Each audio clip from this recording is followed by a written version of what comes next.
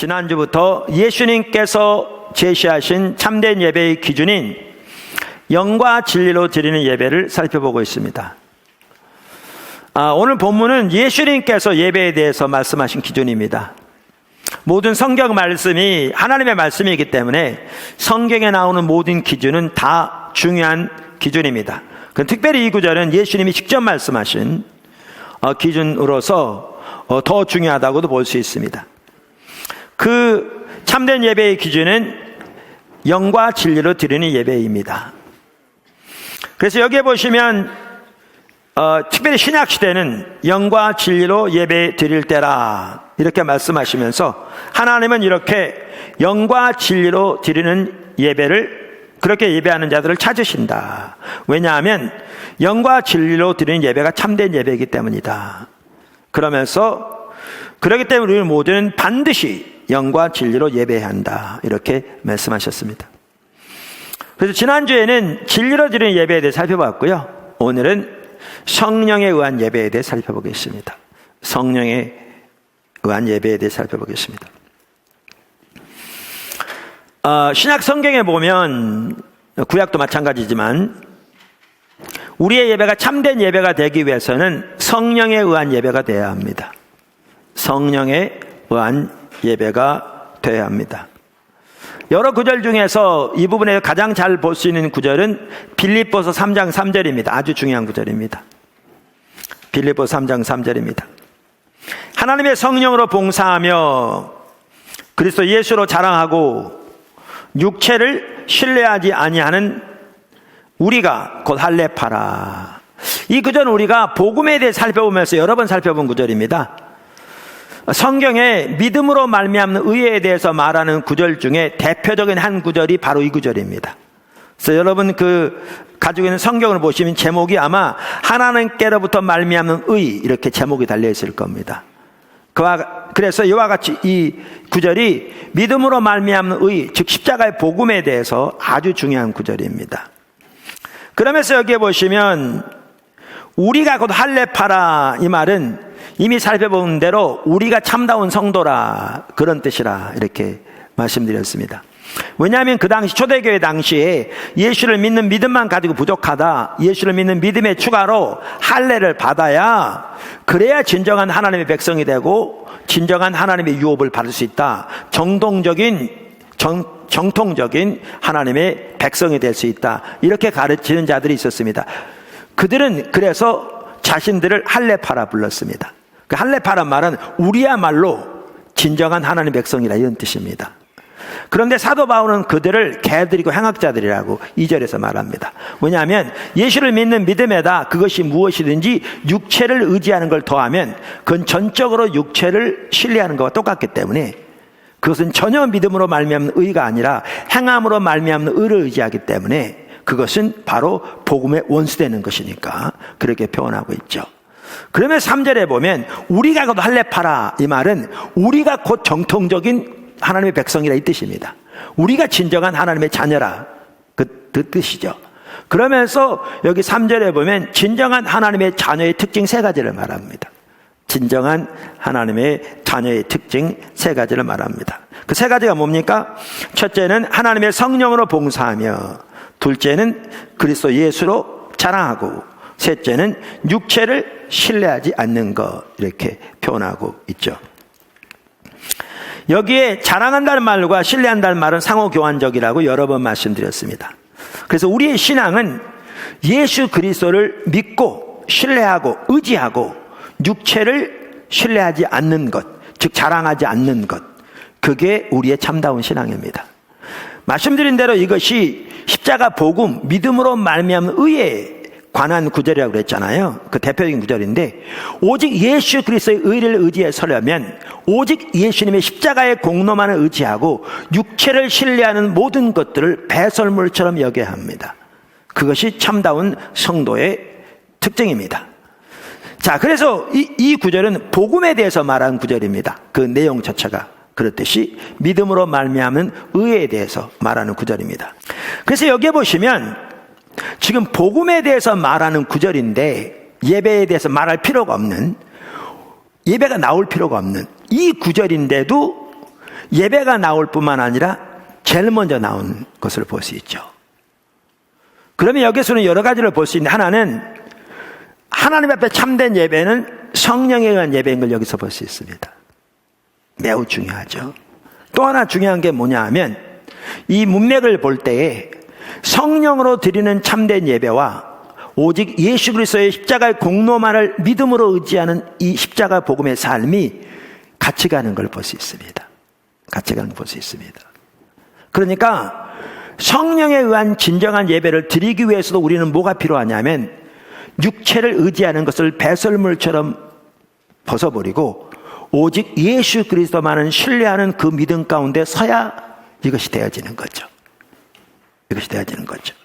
바꿔 말해서, 그러면 우리의 신앙에 있어서 육체를 신뢰하는 것을 배설물처럼 여기고 오직 예수 그리스도만을 믿음으로 의지하여서는, 그래서 우리 삶 속에 십자가의 능력이 넘치는 삶을 살기 위해서 단 중요한 요소는 성령으로 예배하는 예배가 같이 가야 되는 거죠.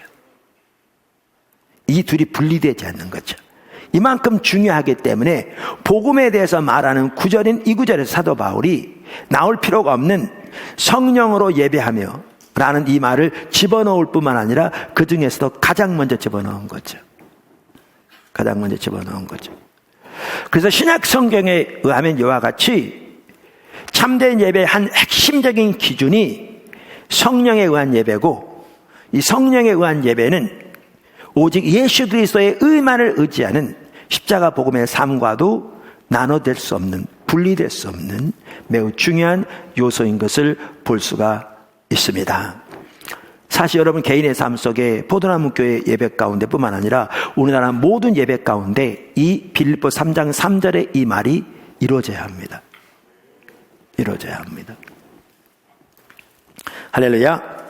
자, 그러면 이와 같이 우리의 참된 예배의 기준 중에 한 핵심이 성령에 의한 예배인데, 그러면 성령에 의한 예배가 되려면 어떤 예배가 돼야 되는가라는 거죠.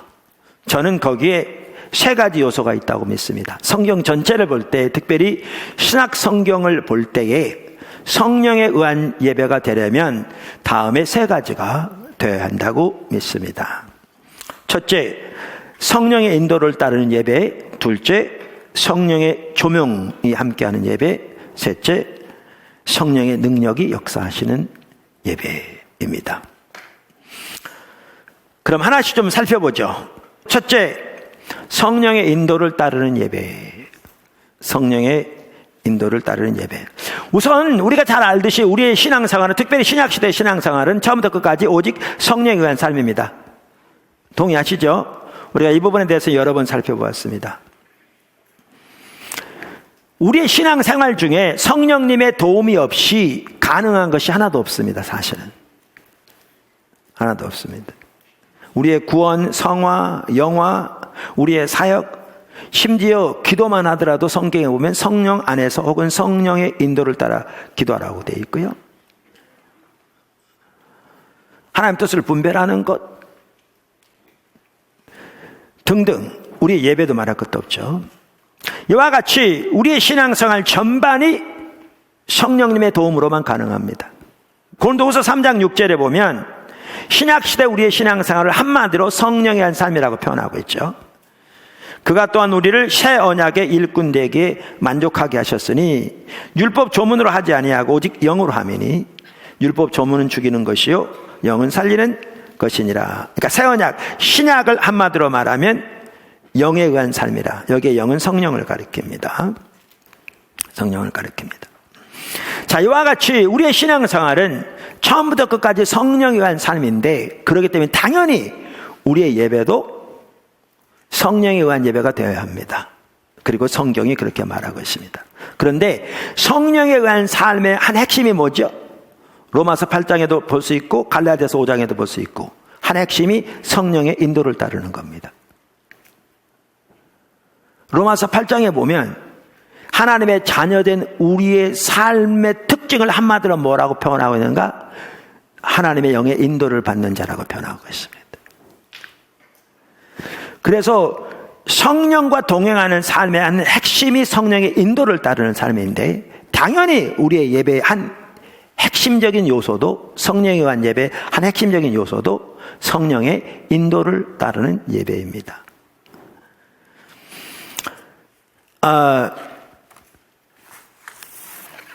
사실 우리가 이것을 시편을 보아도 잘 알 수 있는데요. 시편을 보아 잘 알 수 있는데, 시편은 전체가 하나님께 드려진 찬송이잖아요. 예배잖아요. 그런데 그 시편을 누가 감동하신 거죠? 성령님이 감동하신 거죠. 그러니까 성령님이 감동하신 것을 가지고 다시 하나님을 예배하는 게 시편입니다.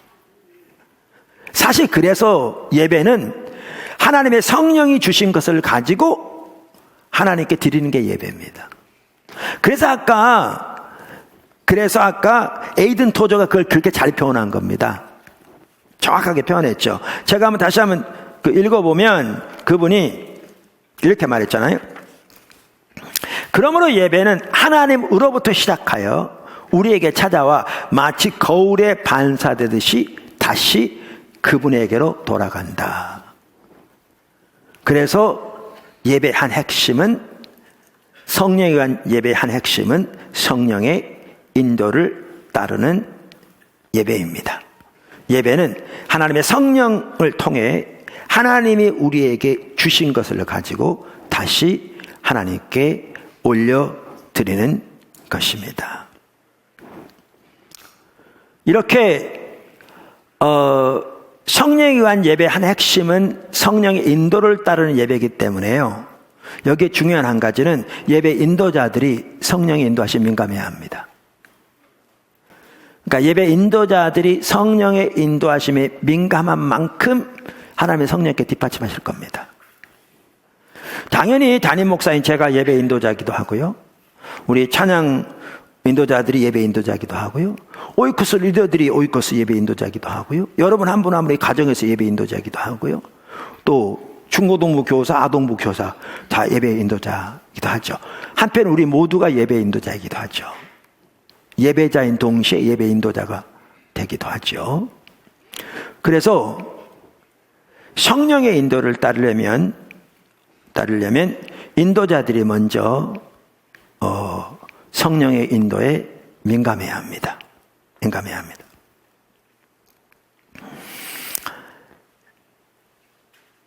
우리의 예배는 여러 번 말씀드린 대로 정해진 순서를 그저 정성을 다해서 마치는 것이 아닙니다. 우리가 지난주에 진리를 드린 예배를 살펴보았습니다. 제가 설교자잖아요. 저는 제가 내 발의 등 큐티에 대한 성경을 통해 하나님의 음성 듣는 것, 그 책 부록에 기록해 놓았습니다만은, 저는 설교를 준비할 때 3단계 성령 인도를 받습니다. 설교는 제가 제 의견을 성도들에게 전하는 게 아니고 하나님을 대신하고 대표해서 하나님이 주시는 말씀을 하나님의 백성들에게 전하는 거잖아요. 그 시점에서. 그러니까 당연히 누구의 인도가 있어야 되겠어요? 성령의 인도가 있어야 되겠죠. 그것을 아시는 분이 성령님이니까. 그래서 저는 하나님의 말씀을 전할 때 성령의 인도를 3단계에서 받습니다. 첫 번째는 어디서 받냐면 무엇을 전할 것인가에 대해서 성령의 인도를 받습니다. 내 계획과 생각을 따라 전하는 게 아니기 때문에요. 때로는 주제에 대해서, 시리즈 설교할 때 주제에 대해 성령의 인도를 받고요. 때로는 구체적인 구절에 대해 성령의 인도를 받기도 하고, 그날 토픽에 대해서 받기도 하고, 때로는 주제에 대해서도 어떤 중요성, 어떤 구절에 대해서 강조점 등등을 무엇을 전할 것인가를 이렇게 성령 인도를 받습니다. 그러니까 성령님이 인도하시면 그걸 반드시 적어야 합니다. 저 같은 경우에. 왜냐하면 안 적으면 잊어버립니다. 그리고 몇 글자가 없더라도 적어진 걸 보아야 하나님이 그때 의도하셨던 바, 강조하고 원하시는 하나님의 마음, 이런 게 저 같은 경우에는 이게 살아나더라고요. 대강 내용은 기록하고 있어도 이거 적어놓은 걸 잊어버리면 그게 안 살아나는 거예요. 그럼 전진을 못해요. 그래서 무엇을 전할 것인가 인도를 받고요. 두 번째는 이제 구체적으로 설교를 준비할 때 인도를 받습니다. 이걸 토대로 구체적으로 하나하나. 저 같은 경우에는 이제 설교를 준비하기 위해서 하나님 앞에서 이렇게 기다리면서 이렇게 말씀을 묵상할 때 하나님 참 함께 하십니다. 당연하겠죠. 왜냐하면 하나님의 의도가 저를 통해 전파되기 원하기 때문에 당연히 성령께서 함께 하시겠죠. 당연한 건 아닌데 하나님의 목적을 위해 거의 대부분의 경우에 정말 놀랍게 함께 하십니다. 그래서 정리합니다. 그럼 또 한 번 더 인도함을 받습니다. 그게 끝나지 않습니다. 언제 성령 인도를 받느냐? 설교할 때. 제가 이렇게 예언하라는 책이 있어요. 예언 사역자인데 그분은 가르침에 대한 은사도 있는 것 같아요. 참 잘 책을 썼더라고요. 근데 그 책에 보니까 그분은 예언 사역자인데요. 예언 사역을 할 때 정확하게 제가 말한 것 똑같이 하더라고요. 어떤 사람에 대해서 어떤 마음이 주어지면 그걸 적고요. 그대로 하는 게 그걸로 하나님 앞에서 계속 묵상하면서 기도하면서 하나님이 구체적으로 그 상대방에 어떤 마음을 전하기 원하시는지를 하는 거예요. 그리고 구체적으로 전할 때 또 성령 인도를 받아요. 그러니까 저하고 똑같이 하더라고요. 저는 설교자인데. 근데 찬양 인도자들 있잖아요. 정확하게 제가 하는 것처럼 똑같이 해야 합니다. 똑같이 해야 합니다. 그러니까 찬양만 하더라도 하나님이 주신 걸 가지고 하나님 앞에 드리는 게 찬양이에요. 성경에 계속. 그러니까 가장 중요한 한 부분은 앞으로 보면 또 나옵니다만은 무슨 찬양을 하나님께 영광을 돌릴지를 하나님의 인도를 잘 받는 만큼 주님이 뒷받침하실 거예요. 그 다음에 이게 주어졌을지라도 연습이 돼야 되잖아요.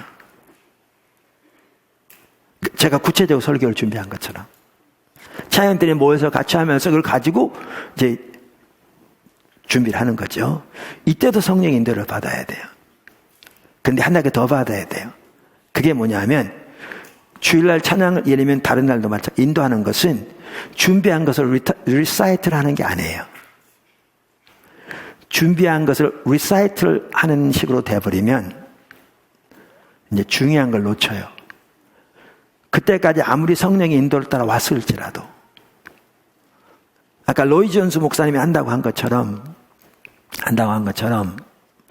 철저하게 준비하되 준비한 걸 잊고 하나님만을 예배하여서되 성령 인도를 따라야 돼요.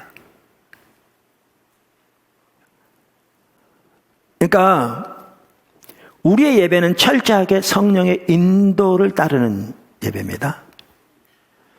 따르는 예배인데 그렇게 우리의 예배가 성령의 인도를 따르는 예배가 되려면 그것이 오이코스의 예배건 가정 예배건 인도자들이 성령의 인도에 민감해야 합니다. 그래서 제가 어떻게 인도를 받을 것인가라는 걸 제가 설교 준비하는 예를 들어서 같은 방식으로 하는 것 같더라고요. 정확하게 말씀을 드렸습니다. 자, 즉흥성의 문제. 여기에 이렇게 우리의 예배가 성령의 인도를 따르는 예배가 될 때 나타나는 중요한 한 열매가 뭐냐면 즉흥성의 열매입니다. 이걸 바꿔 말하면 내 예배가 내가 하나님께 드린 예배가 혹은 포도나무 교회가 하나님께 드린 예배가 우리의 예배가 지금 성령의 인도를 따르는 예배인가 아닌가를 볼 수 있는 한 가지 테스트가 뭐냐 하면 좋은 테스트가 즉흥성의 문제입니다. 즉흥성의 문제입니다. 우리가 이미 여러 번 말씀드렸던 것처럼 우리의 예배는 정해진 순서를 그저 잘 지키는 것이 아닙니다. 아시죠? 로이드 존스 목사님을 하더라도요, 그분 책 부흥책에 보면 초대교회 당시 예배와 그 다음에 교회가 침체된 시기의 예배를 이렇게 대조합니다. 그러니까 초대교회 당시 예배라는 것은 성경에 나오는 참된 예배를 말하는 거죠. 예배를 말하는 거죠. 그러면서 이렇게 얘기합니다. 예배 형태가 형식적이 될 때 성령께서는 덜 나타나시며 여러분은 신약으로부터 더 멀리 떠나게 된다는 것을 언제나 주목할 것입니다. 신약 교회의 매우 중요한 특징은 이 즉흥성, 이 생명, 이 살아있는 내밀성, 하나님과 친밀한 교제죠. 이 활력, 활성 등이었습니다. 그러나 성령과 그 가마력에서 떨어지게 되면 모든 것이 형식적이 되어버립니다. 그래서 예배 여러 형식을 갖게 되는 것입니다.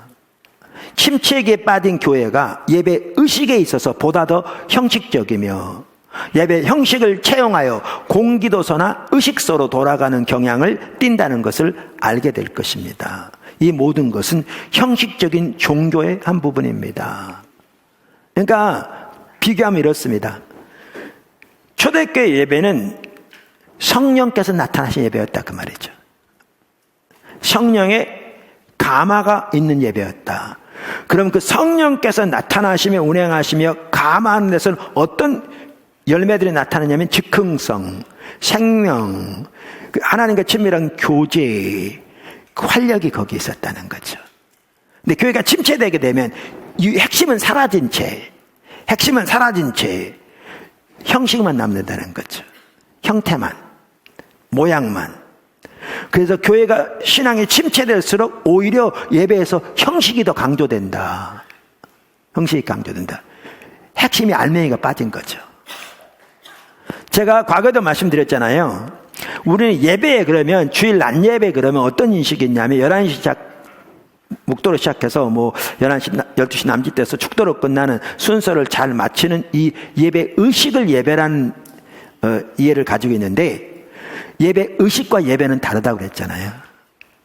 예배 의식은 하나의 의식이고요. 예배는 이 의식을 통해서 하나님만 높이고 그분만을 기뻐하며 그분만을 사랑하기를 고백하고 우리의 삶을 그분께 드리는 그것이 예배인 거죠. 이 예배는 성령에 의한 예배가 돼야 되는 거죠. 그런데 하나님께 대한 진정한 예배는 사라지고 의식만 남으면 그 껍데기만 남은 거죠. 하나님 앞에 아무런 쓸모없는.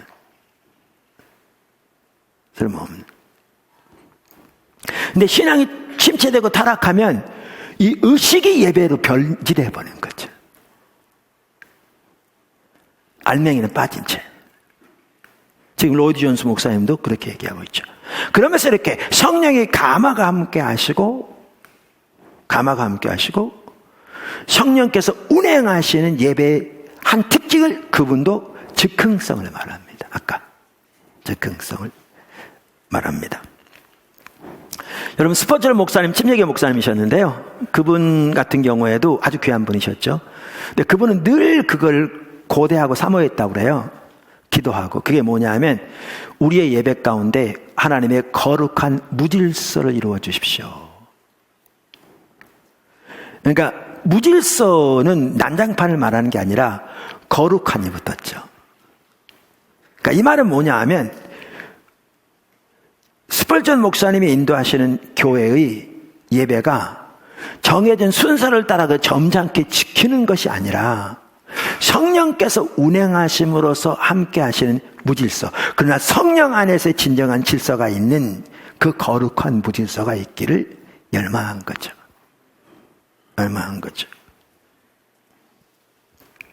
알트 캔들 목사님도 이렇게 얘기합니다. 참되고 열정적인 예배의 특징은 즉흥성이다. 참되고 열정적인 예배의 특징은 즉흥성이다. 자, 그러면 이 말은 우리의 예배가 매번 새롭게 즉흥적인 요소가 있어야 한다 그 말은 아닙니다. 혹은 우리가 즉흥적인 요소를 추구해야 한다 그 말도 아닙니다. 우리의 예배는 철저하게 하나님 얼굴을 구하여 나가는 예배인데 그렇게 하나님을 추구하여 나가고 성령께서 우리 가운데 통치하시고 운행하시고 인도하신 예배가 되어야 되는데 성령께서 우리 가운데 운행하시고 인도하시는 예배에는 한 가지 중요한 즉흥성의 요소가 있다고 말입니다. 자, 그래서 제가 말씀드렸잖아요. 우리의 예배가 지금 올바른 상태에 있는가 없는가를 볼 수 있는 하나의 테스트가 뭐냐 하면 즉흥적인 요소가 우리에게 있는가라는 거죠. 바꿔 말하면 여러분의 예배가 지난 6개월 동안, 아니 1년 동안, 아니 여태까지 몇십 년 동안 그저 순서만 때우고 돌아가는 거였다. 하나님이 성령께서 인도하신 즉흥적인 요소가 없었다. 그거요, 여러분 예배 진짜 심각하게 타락했는 겁니다. 이런 요소들이 매 예배마다 있으라는 건 아니지만 우리가 전혀 계획하고 생각하고 못했던 상황 가운데서도 하나님이 구체적으로 우리의 예배 가운데서 인도하시며 우리의 삶을 지도해 가시는 즉흥적인 요소들이 개인과 교회 가운데 있느냐는 겁니다.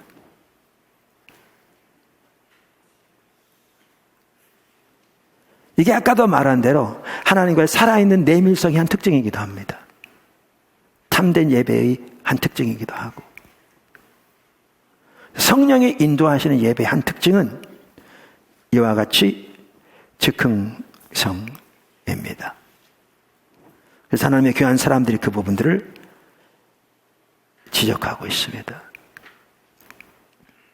저는 가끔 그런다니까요. 어떨 때는 우리의 예배 가운데 즉흥적인 요소가 언제 있었지? 라고 돌아봐요. 매주 새롭게 있어야 한다, 그 말 아니라니까요. 근데 어떨 때는 그런 게 상당히 오래된 것 같다. 그러면 이제 경각심이 들어요, 저는요. 왜냐하면 우리도 모르는 사이에 우리의 예배가 하나의 형식으로 전락하고 있다는 사인이기도 하거든요. 그럼 주님 앞에서 경각심을 가지고 또 이렇게 주님 은혜를 구하기도 하고, 그러면서 이제 주님께서 그때그때 또 인도하시고 하나님의 계획을 놀라웠게 깨닫게 하시고 확인시켜 주시고 등등 하시는 경우들을 자주 경험합니다. 두 번째, 성령의 조명과 예배, 혹은 성령의 조명이 함께하는 예배. 그러니까 성령에 의한 예배의 또 한 부분은 성령의 조명이 함께하는 예배입니다. 그러니까 이 부분이 지난주에 살펴본 진리로 드리는 예배에 해당하는 부분이기도 합니다. 그러니까 우리가 하나님에 대한 올바른 인식이 있어야 하나님을 올바로 예배할 수 있습니다. 여기 인식이라는 것은 하나님에 관한 이론적인 지식을 말하는 게 아니라 하나님께서 성령을 통해 우리의 마음문을 열으셔서 하나님의 영광과 성품과 하나님의 목적과 의도를 깨닫게 하신 것을 말합니다. 자, 예배에서 아주 중요한 부분이 있습니다. 간단하지만 그게 뭐냐면 하나님을 아는 만큼 하나님을 예배할 수 있습니다. 우리는 하나님을 아는 만큼 하나님을 예배할 수 있습니다. 지금 성령의 조명이 함께 하시는 예배, 이게 이제 진리로 드린 예배와 연결된다고 그랬는데, 예배의 특징, 그러면 그것을 볼 수 있는 하나는 뭐냐면 내가 예배를 통해서 하나님을 그렇게 만난 게 언제인가를 보면 알 수 있습니다. 하나님이 나의 계획이 나에게 보여지고 하나님의 성품이 나에게 깨달아지고 그분이 행하고 계신 그 위대한 일이 선명히 인식되어지고 나와 함께 하신 하나님의 말로 표현할 수 있는 은혜가 선명히 깨달아져서 정말 그 앞에 감격하며 감사하며 마음속에서부터 엎드려 경외하고 경배하고 내 삶을 주님께 더 드리기를 헌신하고 기뻐했던 그때가 언제인가를 보면 압니다. 그때가 언제였습니까? 그게 5년 전이었다. 그럼 여러분 심각한 상태에 있습니다. 한 번도 그런 적이 없었다. 예수 진짜로 믿는지 확인해 보셔야 합니다. 그게 1년 전이었다. 심각한 상태에 있습니다.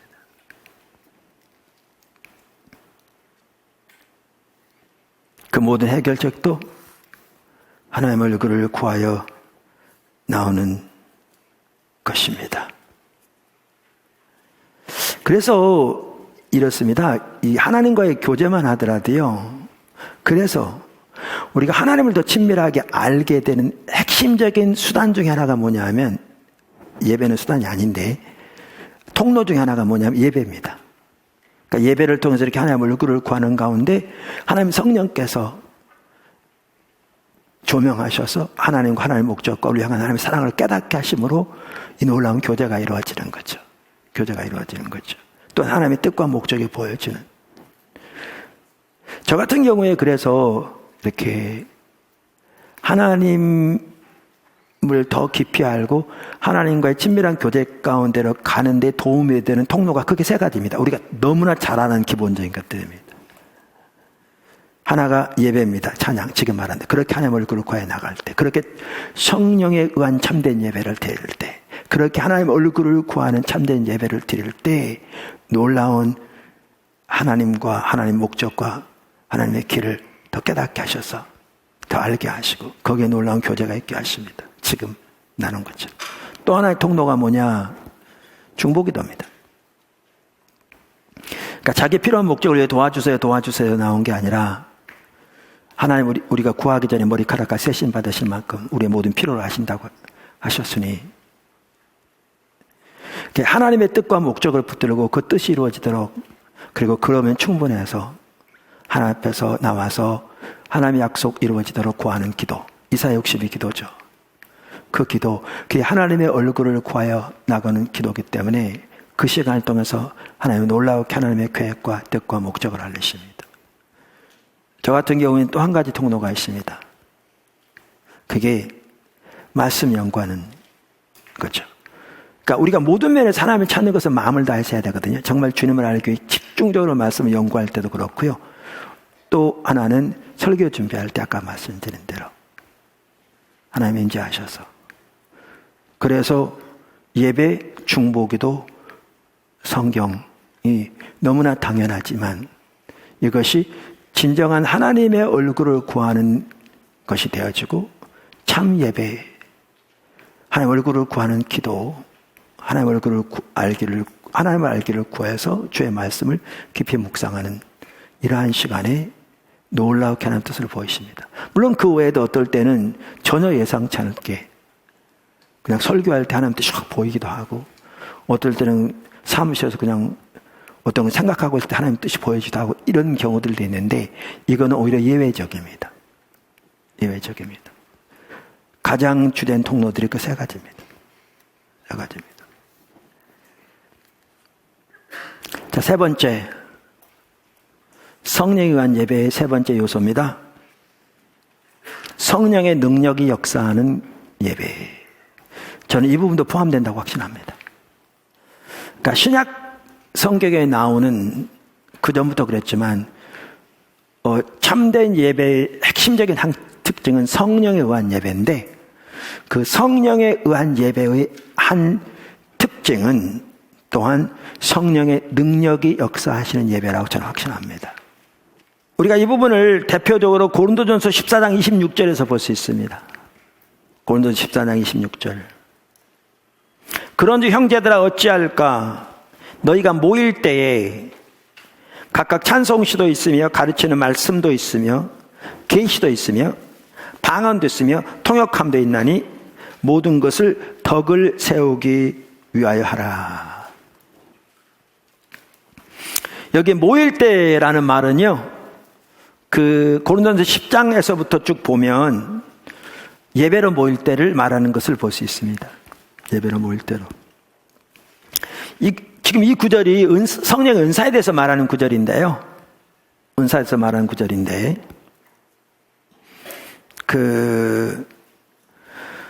고린도서 12장 7절에 보면 은사에 대해서 이렇게 표현하고 있습니다. 각 사람에게 성령을 나타내심은 유익하게 하려 하심이라. 그 은사를 두고 하는 말이거든요. 그래서 고린도전서 12장 7절에 보면 성령의 은사를 성령의 나타나심이라고 표현합니다. 성령의 나타나심. 그러니까 나타나심이란 단어는 영어로 manifestation이라는 단어인데, 어떤 분이 그러더라고요. manifestation이라는 영어 단어는 라틴어 두 단어가 합해진 건데 춤추는 손이라는 뜻을 가지는 두 단어가 합해진 것이다. 그러니까 오케스트라 주의자를 생각하시면 됩니다. 주의자가 이렇게 흔들리면 촥 되잖아요. 저는 그 오케스트라 중에서 이 큰 푹 빵 친 사람은 그 사람이, 아니면 이거 가만히 있다가 한번 빵 치고 뭐 이런.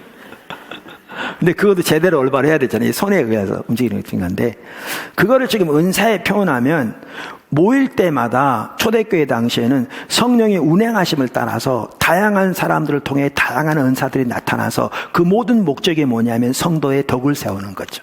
성도들을 유익하게 하는 거죠. 덕을 세운다는 말은 성도들을 그리스도 안에 세워간다는 거죠. 그리스도 안에서. 이게 초대교회 예배입니다. 포도나무 교회가 어떤 교회인가를 알려면 주일날 와서 몇 명 모여서 그거 가지고 모릅니다. 그 예배 좀 은혜스럽대. 이거 가지고 사실 모릅니다. 부분적인 될 수 있어도. 포도나무 교회가 어떤 교회인가를 진정으로 알려면 성도들 삶에 하나님 어떻게 일하고 계신가를 보아야 합니다. 저 속에 들어가서 소그룹에는 어떤 일이 일어나고 있고, 성도들 사이에 어떤 교제들이 일어나고 있고, 그들의 삶 속에 어떤 변화들이 있고, 하나님 어떻게 그들의 삶에 일하고 계신가, 이걸 보아야 포도나무 교회가 어떤 교회인가를 볼 수 있습니다. 그래서 어느 교회든지 겉으로 와서 그거 보고 교회 모릅니다. 교회는 그 속에 들어가 봐야 교회를 압니다. 그런 상황에서 볼 때 포도나무 교회만 하더라도 다양한 성도들을 통해서 하나님께서 다양하게 은사들을 나타내셔서, 은사 그러니까 뭐 여기 나오는 방언, 예언 뭐 이런 차원이 아니라, 그런 부분도 부분적으로 나타날지 모르지만 위로라든가 돌봄이라든가 다양한 또 지혜라든가 은사들을 통해서 깨어지기 직전에 가정들이 싸매어지고 회복되어지고 성도들이 영육 간에 치유되고 회복된 일들이 정말 적지 않습니다. 물론 지금도 가정 위기 가운데 있는 포도나무 성도는 아니라도 주변의 성도라든가 연결된 성도라든가 그런 분들이 있어서 팀들이 계속 기도하고 있기도 하지만 너무 감사하죠. 문제는 이런 일이 더 일어나기를 원합니다. 초대교회 예배처럼 우리 모일 때 오이코스 모임에서도, 지금은 이제 코로나 사태라 이렇게 줌으로 합니다. 왜냐하면 소그룹에 특별히 조심해달라고 그러는데 정부에서 말하기 전에 우리가 먼저 조심해야죠. 우리 자신을 위해서, 교회를 위해서, 이웃을 위해서. 말씀드린 대로. 근데 저는 이렇게 생각합니다. 좀 연세 드신 분들은 이렇게 줌 같은 게 익숙하지 않아서 불편할 수 있는데, 우리가 생각하기 나름이거든요. 하나님은 동일하게 계세요. 그분은 무소부지하세요. 그분은 시공간을 초월하세요. 그러니까 우리가 마음을 다해서 그 시간이라도 하나님 앞에 올바로 예배하고 주님을 찾는다면, 물론 모이는 것보다는 부족하겠지만 불가피한 상황이니 한시적으로라도 그렇게 주님을 찾으면, 저는 하나님께서 얼마든지 그러한 방법을 통해서도 놀랍게 역사하실 거라고 저는 믿습니다.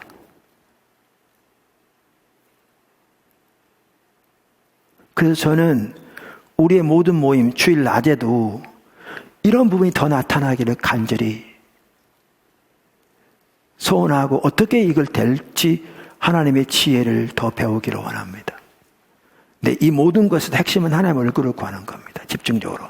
그 다음에 하나님의 얼굴을 구하는 것을 전제하고 두 가지가 중요합니다. 그게 뭐냐 하면 사모하는 것과 기대하는 것입니다. 두 가지가 뭐라고요? 사모하는 것과 기대하는 것입니다. 그래서 하나님의 이름을 위하여, 하나님의 백성들을 위하여 하나님께서 성령으로 우리 가운데, 우리의 모든 예배 가운데, 우리의 모든 모임 가운데, 우리의 모든 교제 가운데 더 강하게 임하셔서 상처들을 싸매주시고, 하나님 앞에서 우리를 고쳐주시고 회복시켜주시고, 또 억압당한 자를 자유케 해주시고, 또 관계 깨어진 가운데 회복되어져서 이렇게 감사지게 하시고 등등 하나님의 놀라운 일들을 더 놀라우게 행하여 주시기를 우리가 사모하고 기도하고 기대해야 될 줄로 믿습니다. 아멘. 오늘 성령으로 드리는 예배, 즉 성령에 의한 예배에 대해 살펴봤습니다. 신약 성경의 한 중요한 기준은 성령에 의한 예배입니다. 성령에 의한 예배는 성령의 인도를 따르는 예배, 성령의 조명이 함께한 예배, 마지막으로 성령의 능력이 역사하는 예배입니다.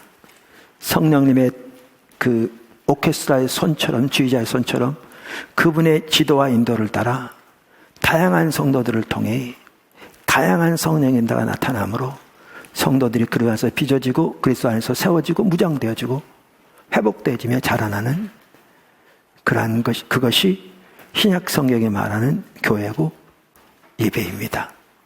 그런 예배가 우리 가운데 더 되어지기를 예수를 축복하고 모든 우리 소그룹 예배에서도 그러한 하나님의 역사가 더 나타나기를, 그러한 성령에 의한 전반적인 예배가 되어지기를 예수의 이름으로 축원합니다.